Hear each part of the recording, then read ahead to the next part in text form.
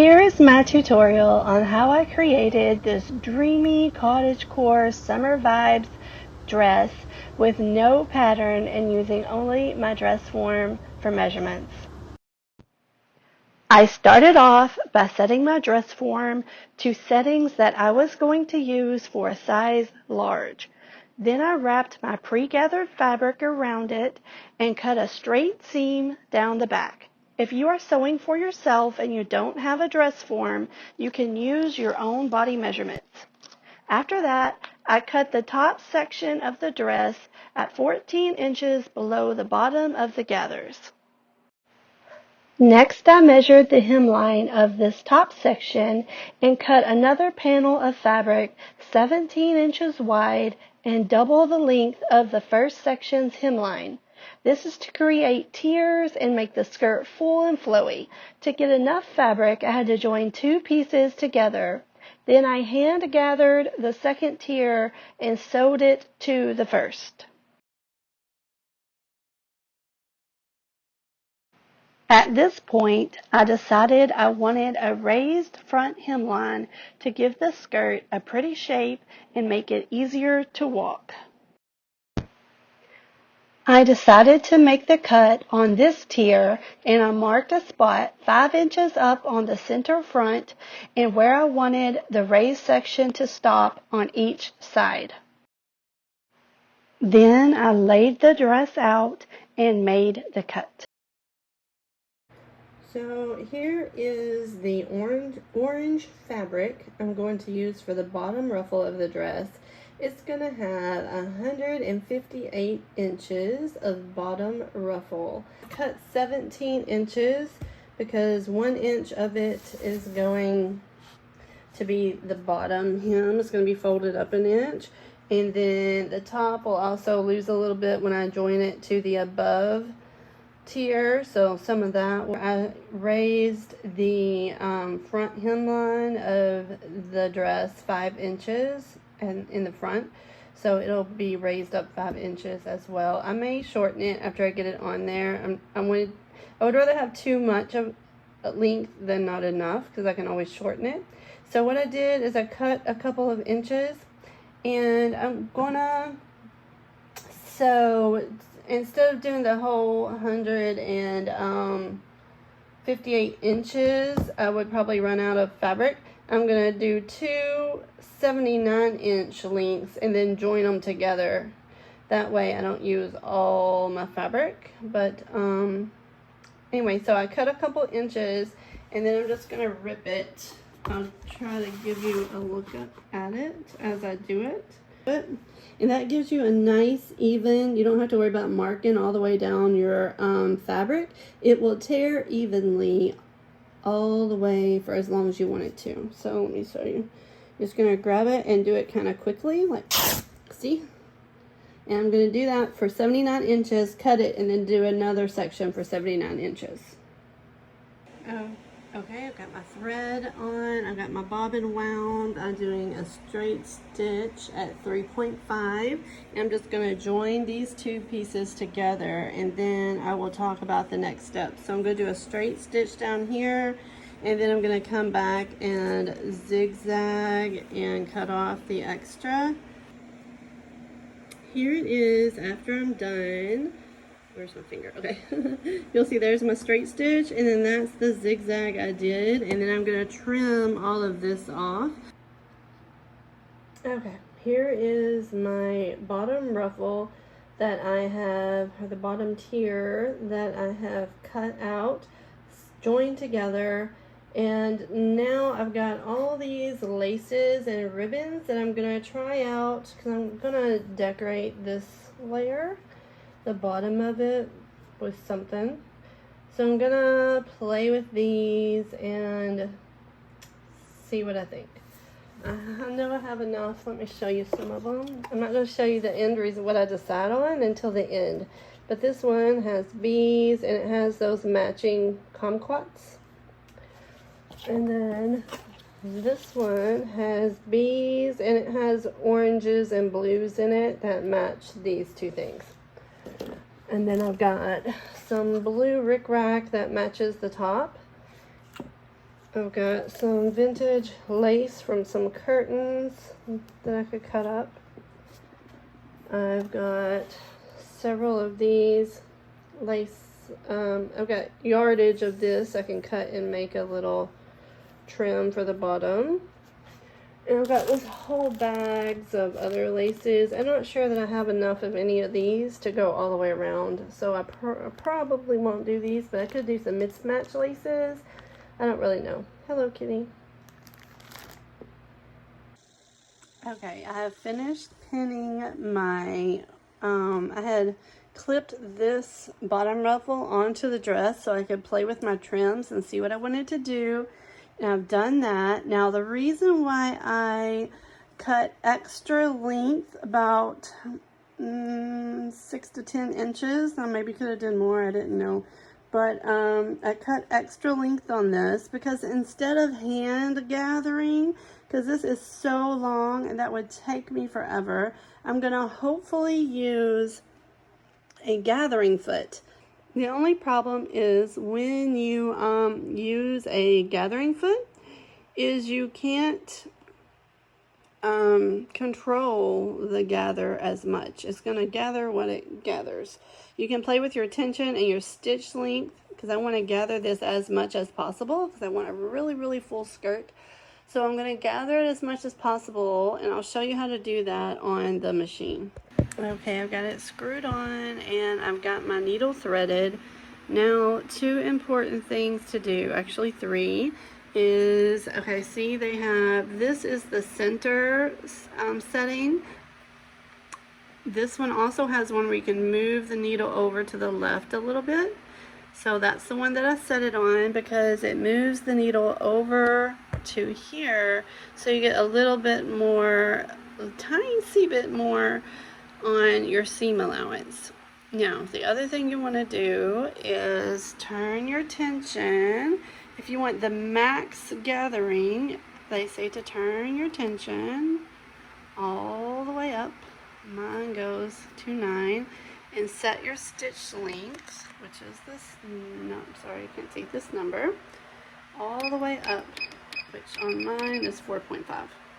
Some goes to 5. So I'm gonna try again. I've got just the orange fabric underneath there. I'm gonna try to show you this. So I've got it at a 4.5 still on the 2, which is set to the left, and then medium-ish speed. Okay.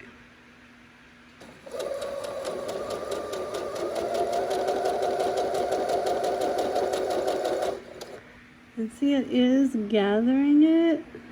Not as much as when I had them both in there, but I didn't back stitch. They said that you should still be able to use this as a basting stitch and like gather it more if you want to. That's my problem with this machine, was I could not get it to gather it real tight. I want more of a gather than that. But let me see if I don't do it one-handed. Maybe I can get it. Maybe there's too much weight pulling this down because I'm not helping it go in there. So let me just see what I can do. If I don't like it, I mean, I don't know. It's all an experiment, right? Let's see what happens.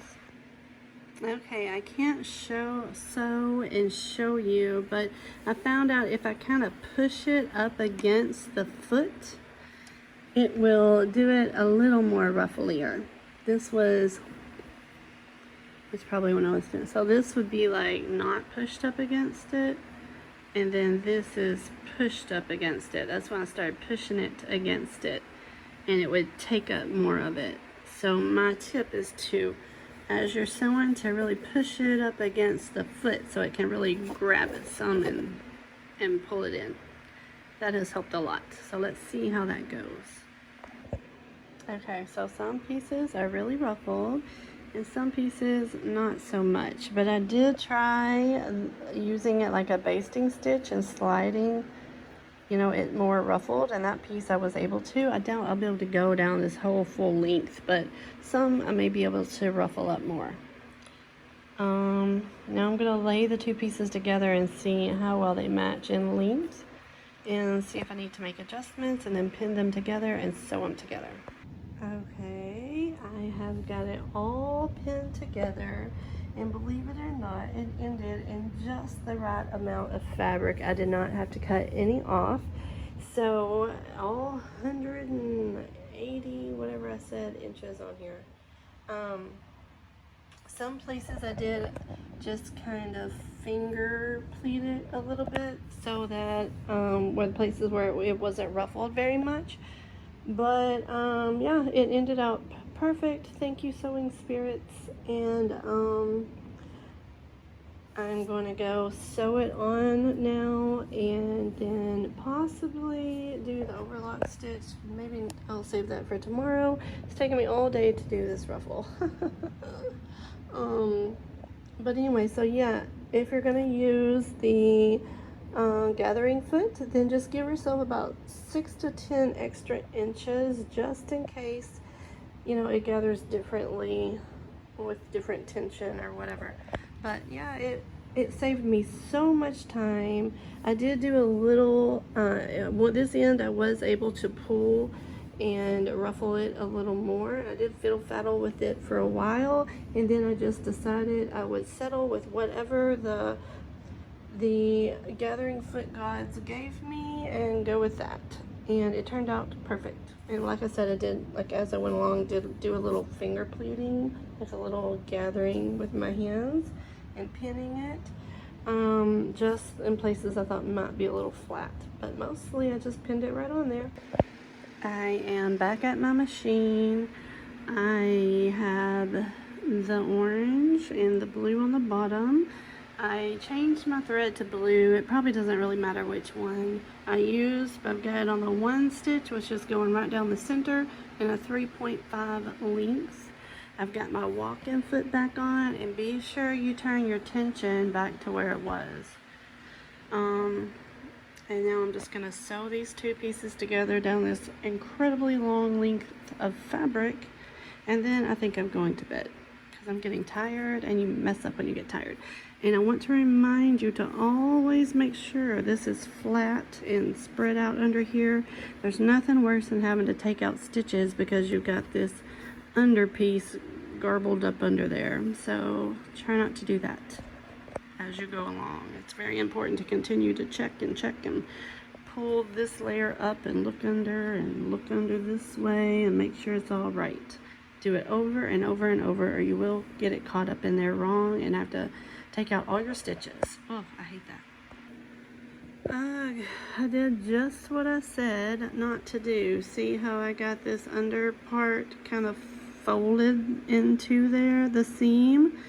But I caught it before it got too far. I only got maybe 4 or 5 inches from there to there before I caught it. See how it's all caught up under there? So now I'm going to take my seam ripper and take those stitches out and restart from back here to lock that in again. As it starts to get to the bottom, it has tension and twisting. Anyway, so I'm going to do that. Hopefully it won't take too long. Y'all, I got it caught up one more time before I was done, and I wanted to cry. But I finally got this ruffle put on, and you can see how it goes down in the back and up in the front. It's very blousy and full. I love it. I just have it pinned on right now. All I have to do is do the back French seam, do the overlock stitch on that ruffle I just put on, and then I get to do the fun part, which is add in all the little extras and the design aspects. Okay, I can't wait. I'm going to bed right now, so I'm about to pass out. The next day, to complete the dress, I simply stitched the back seam closed, and then comes the fun part of finishing it out with different trims. Hello, I hope you liked my tutorial on how to make that amazing cottagecore summer vibe dream dress with no pattern. I'm going to show you how I finished mine out. I hope you love the results. You can trim yours any way that you like. and come up with your own version of this dress. Be sure and like my video, follow me, subscribe to my channel.